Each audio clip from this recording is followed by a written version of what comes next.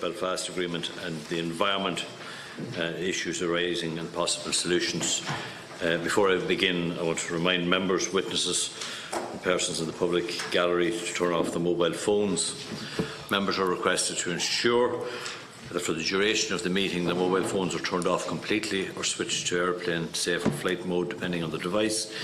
It is not sufficient for members to just put their phones on silent mode, as this will maintain a level of interference with the broadcasting system. Also, I remind members of long-standing parliamentary practice to the effect that they should not comment, criticise or make charges against a person or body outside the Houses or an official either by name or in such a way as to make him or her identifiable. By virtue of Section 17(2)(l) of the Defamation Act 2009, witnesses are protected by absolute privilege in respect of their evidence to the Joint Committee. If they are directed by the Chair to cease giving evidence on a particular matter and continue to do so, they are entitled thereafter only to qualified privilege in respect of their evidence. If they are directed that only evidence connected with the subject matter of these proceedings is to be given, and they are asked to respect the long-standing parliamentary practice to the effect that they should not comment on, criticise or make charges against a person or body outside the House or an official either by name or in such a way as to make them or it identifiable. I would like to begin by welcoming Alison Hall, Assistant Lecturer in Law at Lone Institute of Technology, and Una Duggan of Boardwatch Ireland. And you're very welcome, I must say, here today. And the format of the meeting is that we will hear your opening statements before going into a question and answer session with the members of the committee. I'd like to call now on Alison and Una to make their opening statements. Thanks. Good afternoon. My name is Alison Hawke and I'm a barrister and law lecturer in Athlone Institute of Technology. I was commissioned by the Environmental Pillar and Northern Ireland Environment Linker, Neil, to carry out a report investigating the relationship between the Good Friday Agreement and cross-border environmental cooperation on the island of Ireland, and particularly focusing on what would happen to that post-Brexit. So the committee have been provided with a full copy of my written submission, which summarises the report, and also a copy of the report which is entitled Brexit, the Good Friday Belfast Agreement and the Environment, Issues Arising and Possible Solutions, that was published in March this year. So I'm very grateful to the committee for the opportunity to present the key findings of my research today, and I'm happy to assist the committee in any way that I can with any questions they have.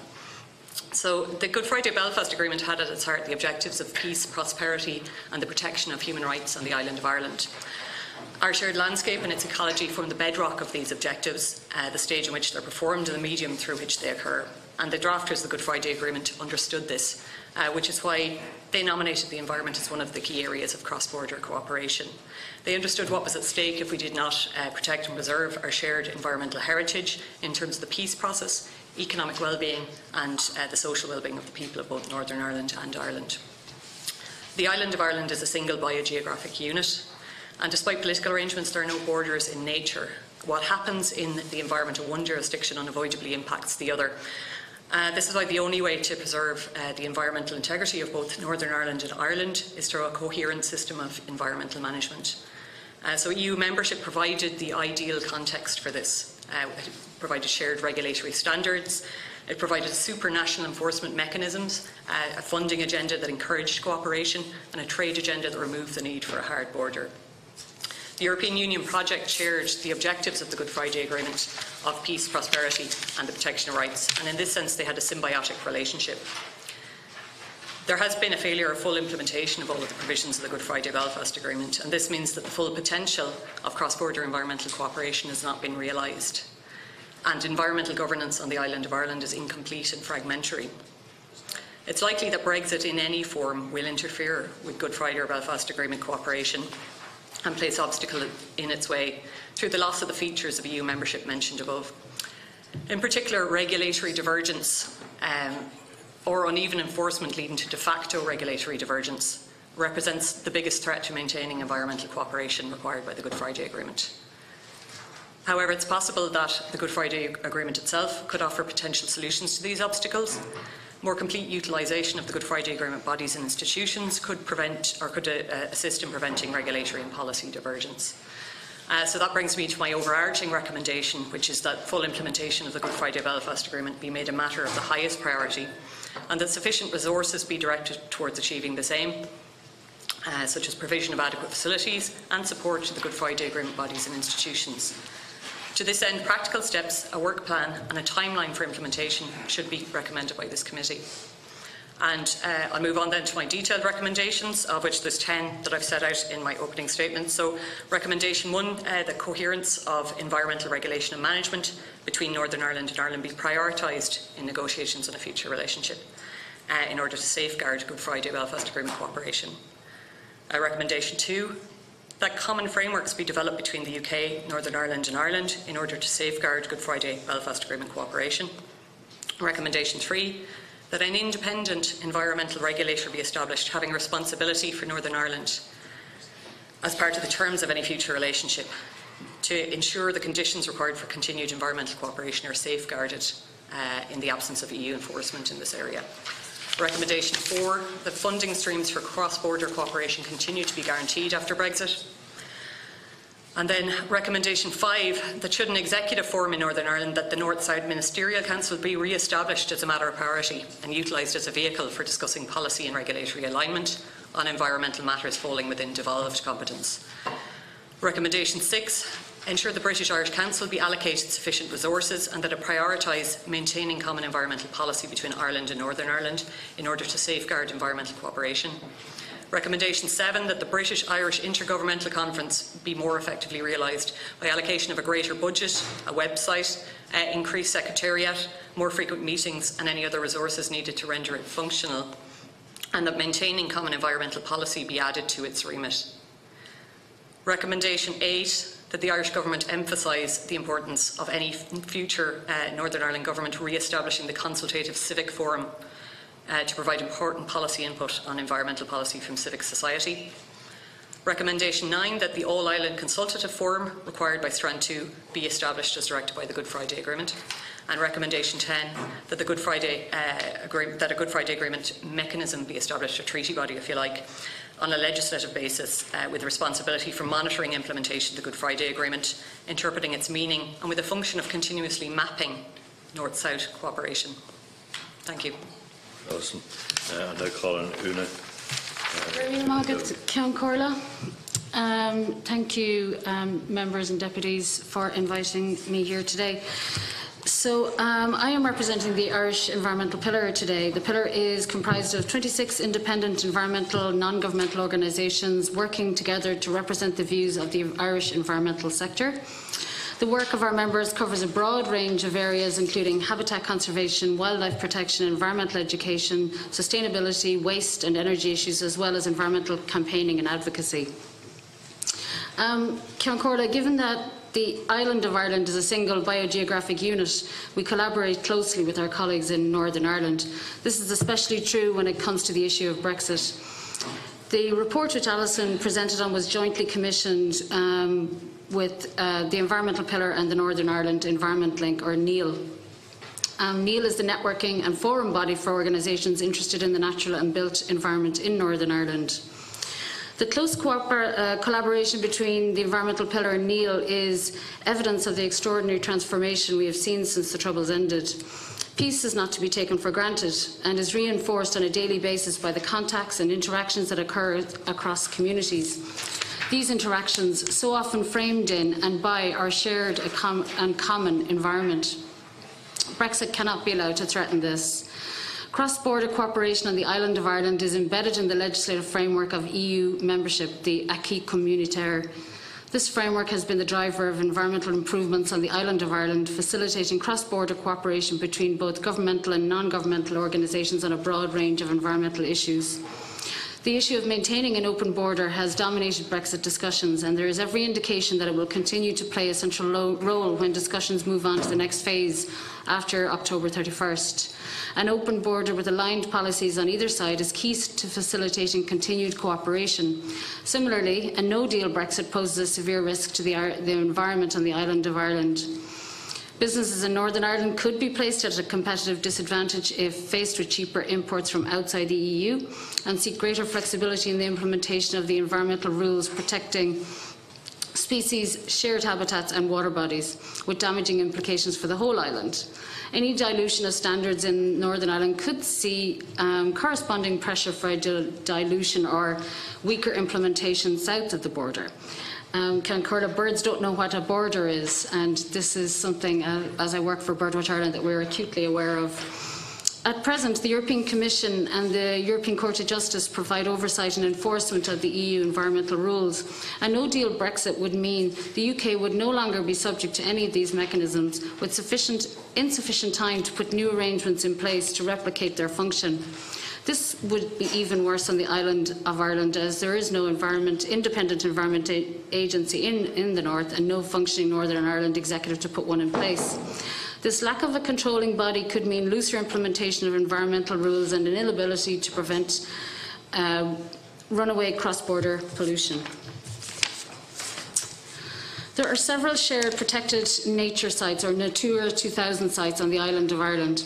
These sites are protected by the Birds and Habitats Directives and supported by a range of other directives, including the Water Framework Directive and those focused on environmental assessment, tackling wildlife crime and assessing environmental liability. With the no deal, these sites could be severely undermined without a clear way to continue the protection and monitoring currently afforded. These are only some of the environmental risks posed by a no-deal Brexit. There are more which can be foreseen, but also many that are hard to predict. While the Belfast Good Friday Agreement includes the environment as an area of cooperation with a defined mechanism for doing this, it remains untested. In the short term, the risks are best addressed by avoiding a no-deal Brexit and ensuring that the commitments to the environment included in the withdrawal agreement, like the level playing field, are not jeopardised. In the long term, the best scenario for the environment on the island of Ireland would be dynamic regulatory alignment of environmental standards, meaning that the EU and the UK standards evolve in tune with each other, upwards, and we would sincerely hope not downwards. Any future relationship must include this and should describe robust mechanisms for effective oversight and enforcement. Dynamic regulatory alignment of environmental standards between Northern Ireland and Ireland post-Brexit would support continued environmental cooperation and policy coherence on the island of Ireland and ensure a level playing field, reducing the risks of environmental dumping across an open, frictionless border. Alignment to support continued cooperation and policy coherence.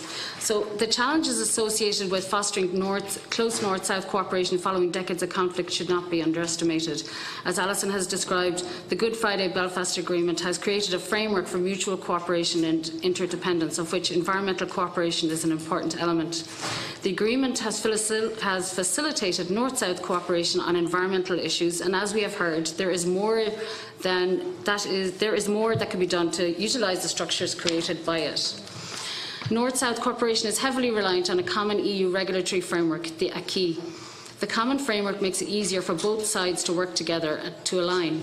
The recently made public mapping exercise conducted by the UK and EU negotiators identified over 100 areas of cooperation that could be affected by divergence in standards, including water quality, flood risk management, air quality and nature biodiversity protection. The exercise concluded that North-South cooperation relies to a significant extent on the common EU legal and policy framework and identified regulatory divergence between Northern Ireland and Ireland as the single biggest risk to its continuation and future development. Maintaining this cooperation post-Brexit, which is largely dependent on a combination of political will and the driving force of EU legislation, will undoubtedly be challenging. In her report, Alison concludes that a high degree of regulatory alignment would be the ideal context for maintaining North-South cooperation on environmental issues post-Brexit. To reiterate, close North-South cooperation is essential to securing environmental benefits on the island of Ireland through regulatory coherence and managing any transboundary impacts. We encourage you to advocate for continued coherence in the cross-border legislative framework. So, all sides in the Brexit negotiations committed to maintaining an open border post-Brexit, including continued frictionless trade in goods and free movement of persons. In the absence of alternative solutions, the backstop has been designed to guarantee that this continues. The backstop allows for frictionless EU market access without compliance with all EU rules. In order to avoid the need for regulatory checks along the Irish border, under the terms of the backstop, Northern Ireland will be required to stay aligned with some single market rules, namely those for which compliance would otherwise be physically checked at the border in areas such as technical regulation of goods and agricultural standards. This raises the issue of Northern Ireland being at risk from environmental dumping and EU rules being undermined. Businesses in Northern Ireland could gain a competitive advantage over business in Ireland by becoming an attractive destination for access to both the EU's single markets, whilst only having to comply with a subset of the EU's single market rules. To reiterate, in order to avoid a competitive disadvantage on either side of the border, Ireland must ensure that the environmental laws are aligned, including having in place effective and robust means of enforcement. This means Ireland advocating within EU coordination in the course of any negotiations with the UK about a future relationship. To conclude, under the terms of the backstop, Northern Ireland will be required to align with some rules in return for maintaining an open Irish border. There will be some additional checks on goods moving from Great Britain to Northern Ireland, but no additional checks on goods moving in the other direction. This could undermine the level playing field on the island of Ireland, which could be addressed if Northern Ireland was to dynamically align with all EU environmental rules. If we are to avoid environmental harm and damage on the island of Ireland, then there must be dynamic alignment of rules on either side of the border. And this is not just a matter of protecting the environment, it is about maintaining the peace, prosperity and protection of the communities who enjoy and share that single island environment. Thank you, Fiona and Alison. We're going to open it to hear questions from the members. First person to indicate was Senator Frank Feighan. Thank you, Alison and Una. And we've talked an awful lot about Brexit ad nauseum nearly, and it's probably nice to see that you have now an environmental cooperation, and sometimes it can be something that can fall, and it's something that hasn't been in the discourse and the political sides on both sides. So it's nice to see the two reports, and thank you very much for bringing those reports here. Just one or two issues that I have. The British-Irish Intergovernmental Conference be more effectively realised by allocation of a greater budget, a website, increased secretariat and more frequent meetings. You're saying actually the budget isn't enough? Well, I'm assuming the budget isn't enough given the lack of a visible presence of the institution itself and a lack of a dedicated website. I can only assume that's down to budgetary constraints. I didn't have access to the actual figures. But yeah, that's an issue that actually ourselves we have been calling on, because we feel that is not meeting enough and it's not reaching its potential. And also the Consultative Civic Forum. Yes. That's something that we would, I would, and I think most of us would agree with you, that it's badly needed, and I think it could be a way. I'm not no theatre in stone, but I think it could be a way out. Cyprian, it's something that we've called on not another house, but a forum that would actually deal with some issues. We've had a huge success here on many difficult issues, and I think it could be a success as well. Just finally, the several shared protected nature sites. Where are those sites? Where are the one or two of them? Is it Carlingford or? Yeah, Carlingford, Lough but also in Monaghan, the Slieve Bay Special Protection Area for Hen Harrier. And in these areas, what you have is, like in the Slieve Bay area, you'd have a lot of blanket bog and like the Hen Harrier nests in the area. So, and it's an Annex 1 species, so afforded very high level of protection and a declining species as well, unfortunately. But so there you could see the potential of a different regulatory environment on the north and the north side of that for farmers, let's say, who would graze land on the northern side of the SPA, which would lead to a kind of lack of an ecosystem approach to protecting that peatland habitat for the hen harrier.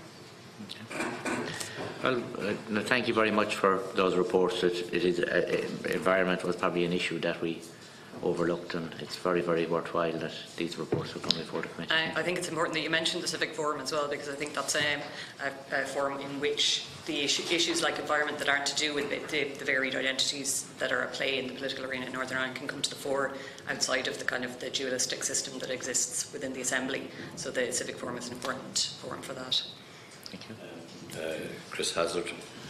Thanks very much, Chair, and thanks for the presentation. I think it's extremely timely, not just in the light of Brexit, as what's been touched upon, but also the the restoration of devolution and the power sharing institutions, as you've alluded to there. I suppose my first question would be around the recommendation 3 about establishing an independent environmental regulatory body. Who would establish that? Who would you imagine setting the terms of reference or funding? Well, given that the environment is a devolved area of competence, it would be the Northern Ireland Assembly, which of course isn't operational at the moment, and that's where basically where it would have to occur unless there is some kind of overreach from the UK to establish that. Well, I suppose that's if you have a dedicated Northern Ireland regulator. There are alternative models, such as the UK government have recently proposed an Office of Environmental Protection on an England basis that may be extended to an all-UK basis. That could potentially have a role in regulating Northern Ireland, but that would involve sort of centralising back some competence from Stormont, which may or may not be acceptable. So I think, given the kind of issues there in terms of safeguard and devolved competencies, it looks like it would have to be an Assembly creation, if you like, and from legislation from Stormont.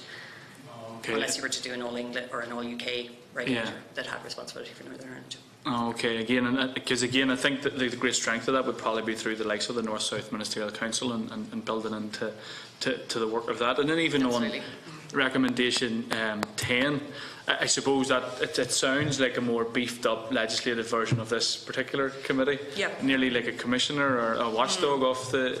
Yes. I think there would be much merit in that. Certainly, and this is obviously we're focused on environment, but we as a committee have looked at a vast array of areas where full implementation of the agreement hasn't been done. So I do think that's a good idea with legs certainly, and I think it's worth discussing in the framework, I suppose, of putting Stormont back together again. I suppose the wider context that I wanted to ask about is that much of this is based on a backstop. Much of this is based on having some sort of soft Brexit in whatever way it might be. However, the reality of the situation is it looks like we're hurtling towards a no-deal Brexit. It looks extremely difficult to see how a Boris Johnson or a Jeremy Hunt deliver some sort of Brexit that takes into effect of this. So, in light of that, if we were to play out a no-deal Brexit scenario, what will be the impact on some of these issues that we're talking about? What will we see different? Well, I hope we don't play out a no-deal Brexit, but it would be basically we would be in a very difficult situation as regards continued compliance with the provisions of the Good Friday Agreement in the instance of a no-deal Brexit, because in many of the features of a no-deal Brexit, presumably one with absolutely no trade relationship in place on the date of Brexit, would result in a situation where there is no option but to place a hard border between Ireland and Northern Ireland, which would interfere with an awful lot of the components of cross-border cooperation. It would fundamentally break up that cooperation, and it would be a disaster for it, effectively. Unless you can get over that using the Good Friday Agreement mechanisms to put in place kind of lines of communication for continued cooperation in the event of a no-deal Brexit. It could be prepared for perhaps, but at present it's not prepared for it. Also, I would, one of the worries, of course, is if there was, and hopefully there won't be, but if there was a no-deal Brexit, then would the framework be in place in Northern Ireland for new environmental legislation that was which was separate, I suppose, from the European framework, would have to be new. But would that be in place? Would that be sufficient to ensure that if there was somebody going to go out and dump a load of waste on one side of the border, how would that be regulated? What about pollution? We would hope that you wouldn't see some kind of oh, the gap is here now, let's just everybody do what you've been, if you've wanted to get around the laws maybe beforehand. So that would be, I suppose, a worst case scenario, but sometimes these things happen. So that would be our concern, that there would be diminution of the legal protections for the environment, and that there would be environmental problems thereafter. I absolutely agree. And just a point of information in the report, I'm not sure which part of it says that there isn't an environmental agency in the north. There is. The problem is it's just not independent, unfortunately. There's one particular party in the north, you know, are very pro-business, pro-farmer, and don't want any regulation anywhere when it comes to the environment. So, but you're right. I think a strong, independent environment and agency operating would be such a better landscape to have. But thanks very much. And again, I think this isn't just for today; it's for the next few months and the time ahead. Thank you, Chris. Also, worth saying that if you look at the EU Withdrawal Act that the UK has passed, like it does provide for preservation of the EU acquis of law initially. So initially, in the instance of a hard Brexit, that would kind of sort of ameliorate the worst of it, but it's the kind of going forward, the potential divergence that is the big concern. Okay. Senator Gerard Craughwell. Thanks very much, Gerard. I'm going to make a couple of points fairly quickly because I've got to go to another meeting. I will follow up on the responses at a later stage. The first thing I feel compelled to do, every time I hear the term hard border, I feel compelled to challenge it. There was never a hard border on the island of Ireland, and there won't be one following Brexit, regardless of what type of Brexit it will be. We've had a highly militarised border where road crossings were controlled and really difficult to get through. But as you pointed out yourselves, wildlife, for example, recognised no border and never had any problem passing from one part of the country to the other. So it's something that really bothers me because we keep talking about this hard border, and when you go to Europe and you meet our colleagues in Hungary and in Poland, they understand what a hard border is because they're looking at one every day of their lives. So it's important that we put it in context. I'm concerned about, you made a very good point, the Good Friday Agreement has to date at least not been exploited from a Brexit point of view, where we could engage in, if you want, bilateral conversations with respect to the future of the island through the mechanism that's available in the Good Friday Agreement. It strikes me that we have been bogged down in the Barnier negotiation, which I fully support, but the Barnier negotiation says backstop, and when you've solved that problem, we'll talk about everything else. Now, it's beginning to look, the more we see what's coming out of the UK, there will be no agreement on the 31st of October. If Johnson or the other guy make it, they're, as far as they're concerned, they're out of there, and we can sort the Irish problem out when and if we leave. So that brings into question some of the areas that you mentioned, and that is the areas of regulation. We will be dealing with a third country if they have their way, which means they can diverge in regulation from where we are. And remember, we are no longer in charge of our own regulation establishment or our own regulations. We will be part of a collective that's crossed 27 other countries. So the regulations may very quickly diverge between the two jurisdictions, which causes us a major problem unless we find this mechanism through the Good Friday Agreement to have an agreed bilateral, agreed by Europe, agreed by London and agreed by Dublin and agreed by Belfast, where we would have bilateral negotiations on how we can do it. Funding, the Irish government seems to be quite happy that we will continue to fund the north of Ireland. I'm not so sure the same would be true of Westminster in the event of a hard break from Europe. The other one is environmental policy. I think in the event of a hard Brexit, as against a hard border, I think in the event of that, I think the British will start disassembling as much as they possibly can of European regulation to meet their own needs.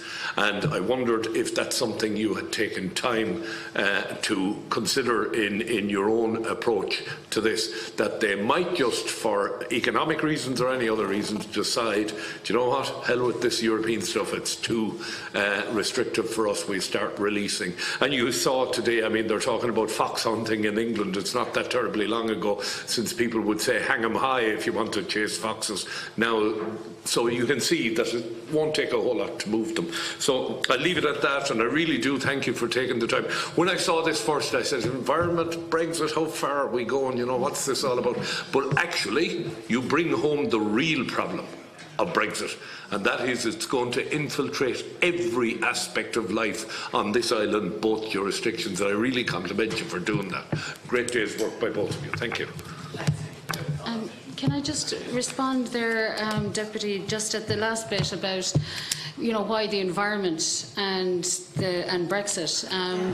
I was speaking with a friend of mine who lives in Monaghan, and she works in the area of heritage, and I was asking her, she's on the front line, and I was asking her, well, you're involved in protecting habitats and nature and other parts of heritage in Monaghan, so what do you think of this? And she said that for her, peace is based on the maintenance of cultural heritage, and that peace happens through normal cultural activities and the re-emergence of place.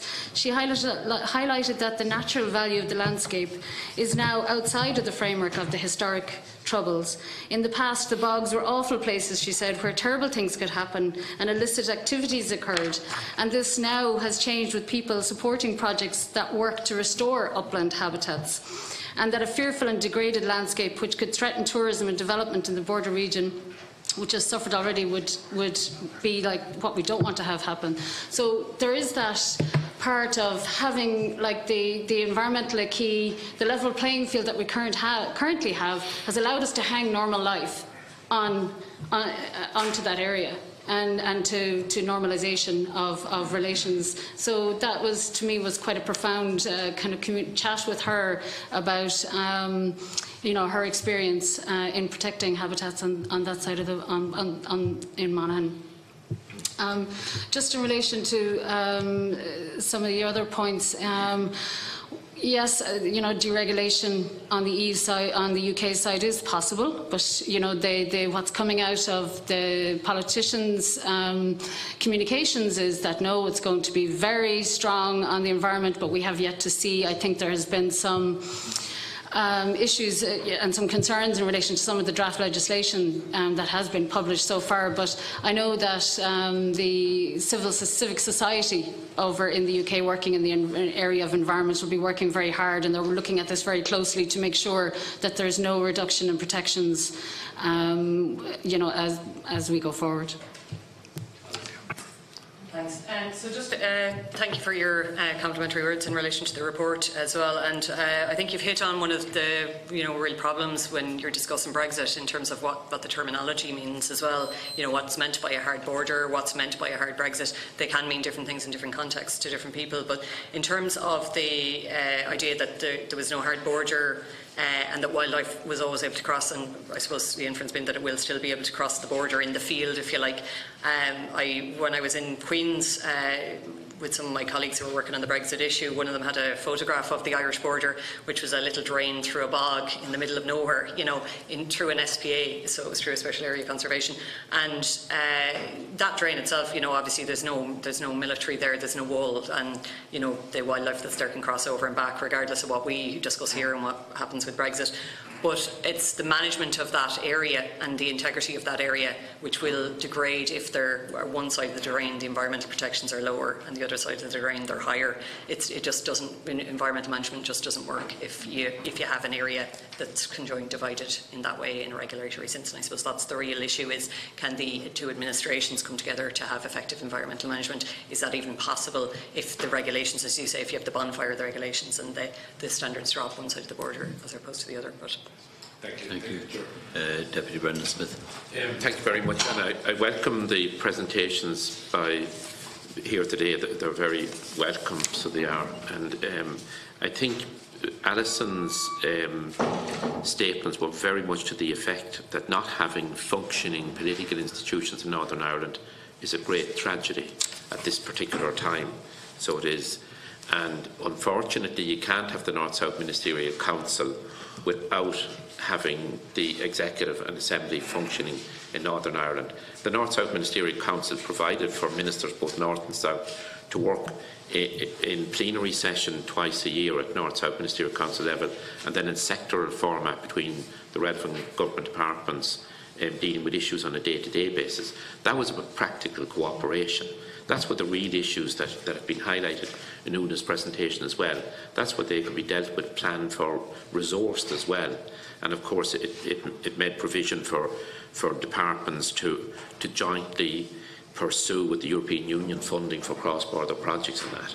So it's a huge loss not to have the North-South Ministerial Council and by definition the Executive and the Assembly at a particular time when all of our island needed a common voice in Europe in regard to the issues that will adversely impact us because of Brexit. And so I welcome very much the presentation. Of course, you, Alison, at the outset of your contribution, you referred to how forward-looking the Good Friday Agreement was in respect of having the environmental cooperation protection environment as one of the 12 areas of cooperation, and also that 2 of the 6 implementation North-South All-Ireland bodies, Waterways Ireland and Lochs agencies, have a huge environmental remit. So they have. And again, the Civic Forum wasn't operational even when the Executive and Assembly was in being, because the political parties in Stormont didn't agree to have it constituted. It exists at some stage, and I believe that it would have a huge contribution to make from civic society, be it trade unions, be it the representative organisations of business and civic society as well. So that is a miss as well at the present time, when you need as much cooperation and as much working together as possible, not just within Northern Ireland but on an all-Ireland basis. But one issue that hasn't gone away, unfortunately, is the whole damage that can be caused to our environment on a north-south basis due to illegal smuggling, illicit trade, fuel laundering as well.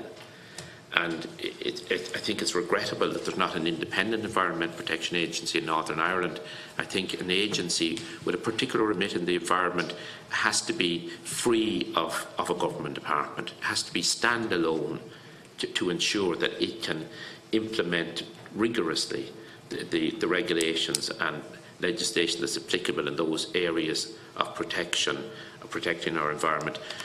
I think when we had the environmental pillar here at this committee previously, I outlined, the threat there is to our food industry and to other sectors where we have dumping of sludge, where we have illegal dumping as well, because if our waterways are contaminated, that can have a knock-on effect, negative effect on our grasslands and our natural food production areas. And the good name, the provenance of our food industry on an all-Ireland basis can be damaged if there are difficulties arising from illegal dumping and that type of deplorable behaviour that unfortunately has hit parts of our country over the years. And I have to say, on Garda Síochána here, the Revenue Commissioners, the Environment Protection Agency and various local authorities along the border and their counterparts in Northern Ireland have worked to try to eliminate that. At times there's good progress made, but only recently again, unfortunately, there have been incidents again of this illegal activity. It's not just the particular illegal activity they're involved in, but the implications it can have for the good name of our industry, the good name of our environment and the good name of our food production systems and other production systems as well. So at a time like this, and both of your contributions very much are based on the need for the political institutions working in Northern Ireland, the all-Ireland political institutions working together. And again, the North-South Ministerial Council has great potential and hopefully it will be operational in the future as well. But I very much welcome both of your contributions, and you point out very, very clearly the huge negative and adverse impacts that Brexit can have on all aspects of living in this country. I would sincerely hope that Britain, when it leaves the European Union, it's a big trading country. They talk about global Britain now, and I don't agree with the terms that they use, but I would hope that Britain wouldn't dumb down its standards. If it's to do trade with the international community, trade will only be secured and protected if the people who are buying products know that there are proper environmental standards being adhered to where the products are being sourced from. And I sincerely hope that Britain will not dumb down its standards that have been built up throughout Europe in a painstaking way and that have been a big imposition on primary producers, be it farmers or others involved in processing as well. But that's the reason that we as a country can sell food throughout the entire world, is that those people with the purchasing power in those other countries, they know that our products are produced and processed to very high standards, and that's the way we need it to remain on all of our island. So again, thank you for your presentations. Thanks, Deputy. Do you mind? I hope you don't mind if I just respond to one thing there, and that is about it relates to the mapping exercise actually, and what is covered in it and what isn't. So in relation to, the mapping exercise was published only a few weeks ago, and we haven't had an awful lot of time to be able to study it in depth. But there's the areas of cooperation. Yes. Sorry. Thank you. Yes, the areas of cooperation, north and south, and so like the birds and habitats directives aren't included, or biodiversity protection isn't. And so there's a few other things like that we're kind of concerned about, that they might be overlooked, because that would have implications then, especially in relation to agriculture, because in Ireland the birds and habitats directives are implemented and are an important part of making sure that agriculture meets environmental standards, but that wouldn't. They're not included as an area under North-South cooperation currently. And there's another interesting one, that water quality is included as a subject of North-South Ministerial Council remit, but river basin management planning under the Water Framework Directive isn't. So there's a few anomalies here that really need to be studied, and we will hopefully get an opportunity to do that at some point. But it's a concern that there's some items not mentioned. So. And they're not mentioned in the protocol as part of the backstop. So we would be wanting to make sure that they are, that the Good Friday Agreement and its processes would continue to work. That would be going on with it or without Brexit. That would be reinforced to include some of these topics that are really important on an All-Ireland basis, but also that they will be part of a focus in the future discussions as well. So just, I suppose, you're entirely correct in that the North-South Ministerial Council is really where it's at in terms of the North-South cooperation, and particularly the environment is an important area of remit of the North-South Ministerial Council, and because environment is an area of devolved competence, the role is even more important from that point of view. So we are kind of bereft of a really important opportunity by the absence of the executive, and therefore the absence of the North-South Ministerial Council. I think that's why, though, it's even more important to sort of go back to the drawing board and try to think originally and outside of the box as to what we can do with what we have left in terms of the other institutions of the Good Friday Agreement that were neglected because the North-South Ministerial Council was so effective in covering these areas. So can we look at the other bodies, and can we beef those up in terms of kind of replacing those avenues of cooperation and dialogue that have been lost and that were sorely needed?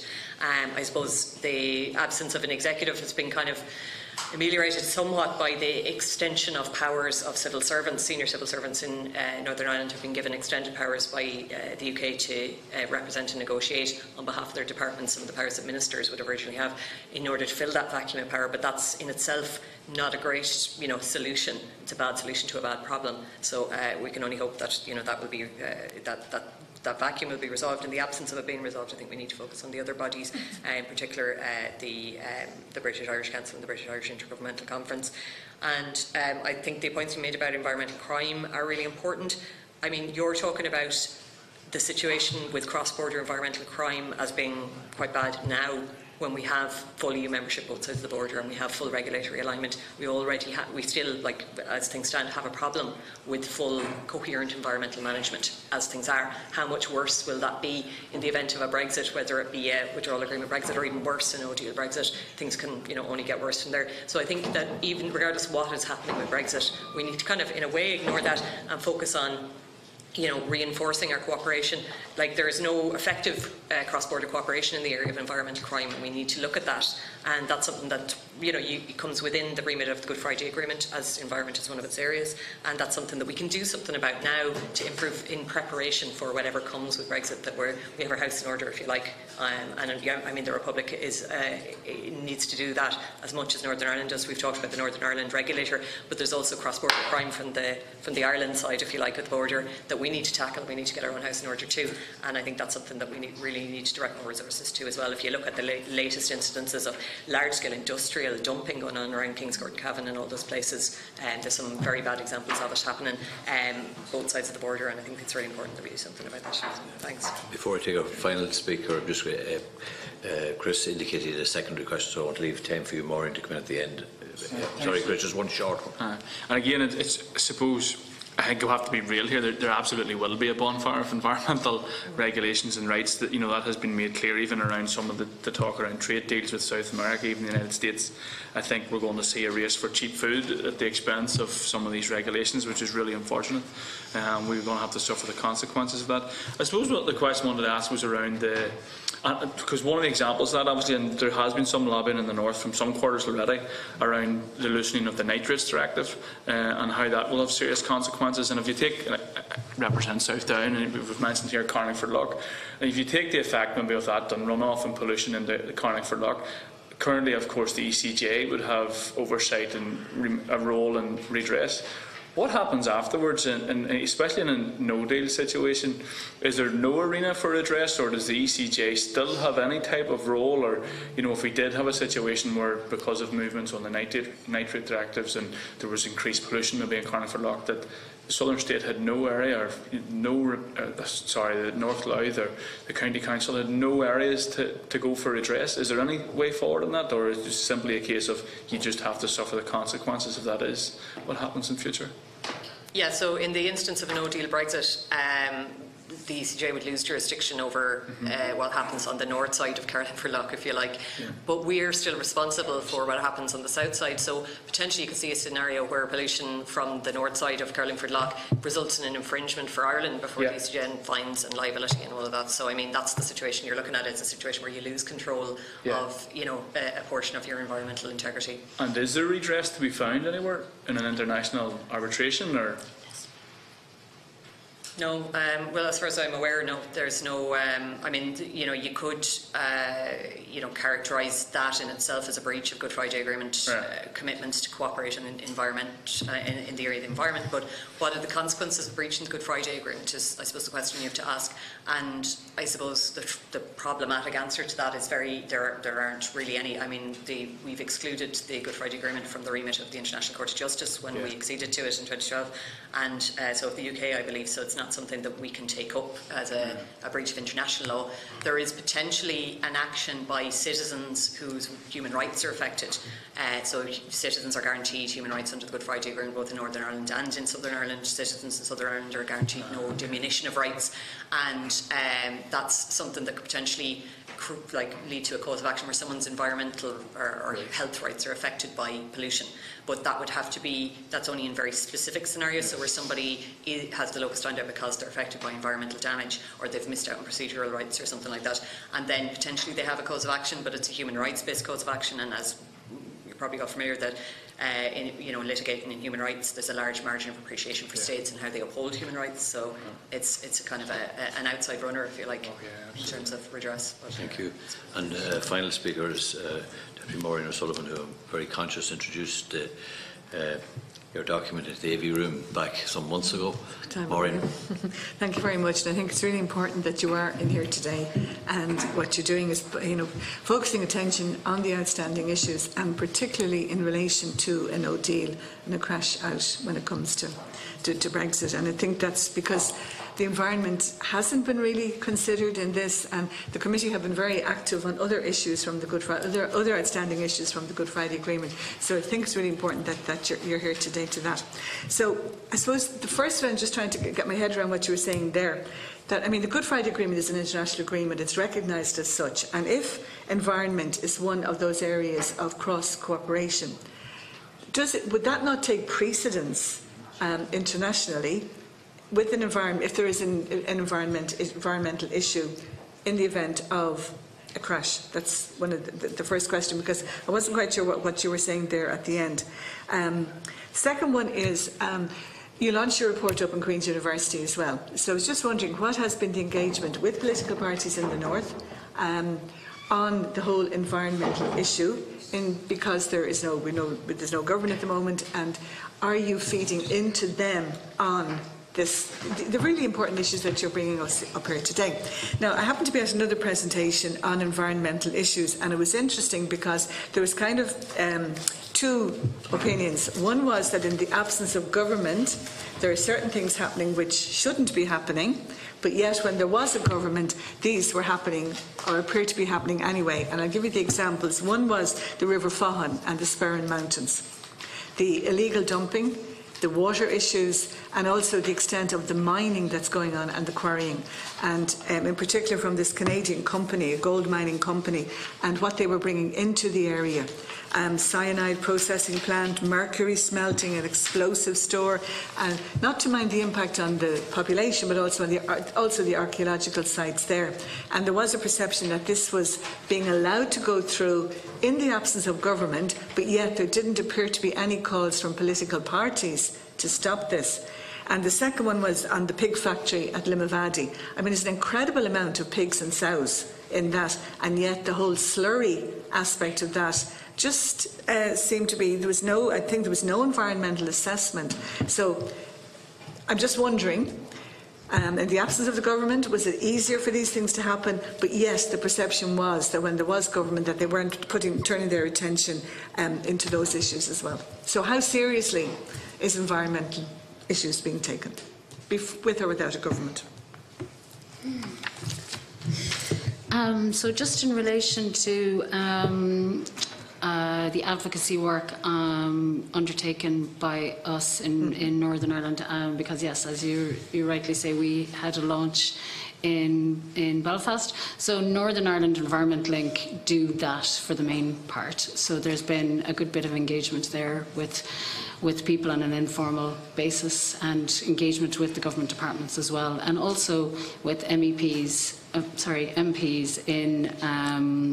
in London. So there's a lot of communication there. So, but they're also working on what's happening with the new environmental regulations. They're trying to, I suppose, keep an eye on both sides, because there is new environmental laws being developed within the UK in the common frameworks. So they're working on that as well. So that is happening and it's ongoing, but I'm afraid I cannot comment on how well this work is being taken on board in Northern Ireland, but I can come back to you on that, perhaps. I'm afraid I don't have as much information on those two cases that you mentioned in relation to the River Feighan and the pig factory in Limavady, but certainly there was, I think, recently a court case where an Irish environmental NGO raised the issue that there had been no transboundary consultation in relation to it was a large industrial farm of some sort. I think it might have been pig or poultry, but where there was no assessment of the transboundary impacts of ammonia, if I remember rightly, from that site. So there have been instances where the law hasn't been implemented well enough, and that was a good example of an environmental NGO saying, okay, we have to put our foot down. But also, even with the whales, I'm aware of an instance where there was a proposal for a large marine renewables plan for Wales, and there was going to be, they couldn't rule out significant impacts on about 20 Irish Natura sites, SPAs and SACs, and we were very concerned that, hold on, has there been transboundary consultation? So sometimes, in that instance, it turns out that there was, but you have to kind of stay on top of these things to make sure that people are talking. And that's the important thing, is to have the mechanisms for communication open open, and I suppose a structure where people know, okay, we're supposed to be talking to each other on this. This is important. So that's my experience on that. Thank you very much. Just in conclusion, I'd like to apologise for Seán Crowe's absence, unfortunately, today, and to offer his apologies. I think it's important to acknowledge the various participants, in addition to yourselves, that obviously were part of the presentation, namely Donald McCarthy, Thomas Windsor, Dr. Ciara Brennan, Dr. Vivian Garvey, Professor Colin Harvey, Professor David Fenimore, Professor Owen McIntyre, and Dr. Roderick O'Gorman, together with Michael Darcy and Department of Foreign Affairs officials, and the compilation of your report. I think your presentation today really brings home the difficulties of Brexit, and indeed some of the insurmountables. I think we all recognise that you can deal with movement of people, you can deal with movement of goods if there's a will, but I was reminded of the words of the song, "Only a Rivers Run Free," and the fact that, as Deputy Craughwell said, wildlife know no boundaries, air doesn't, or water. And indeed, if we look at issues and concerns in the past that have to be of not just national and transnational interest, but international interest, whether it was the issues of Sellafield, whether it was the issue of water in the Belt of Hughes many years ago, or indeed the transmission of disease through wildlife, be it TB and deer, or indeed topical issues centring today around Lyme's disease and other issues that are very much alive in debate in this chamber. The need for people to realise that it's not just an all-Ireland problem, but indeed an all-islands problem that needs to be focused on, and I think your report has very much done that. And finally, to say and reiterate what Deputy Brendan Smith has said in relation to the whole issue of illegal dumping, from tyre dumping, fuel, and all of the issues surrounding that, but indeed the need for organisations, regardless of Brexit, to cooperate. I think only today we've had a presentation of the whole issue of smoky coal and how its movement is happening north-south into right across this country, that is causing massive issues in relation to our air and our environment.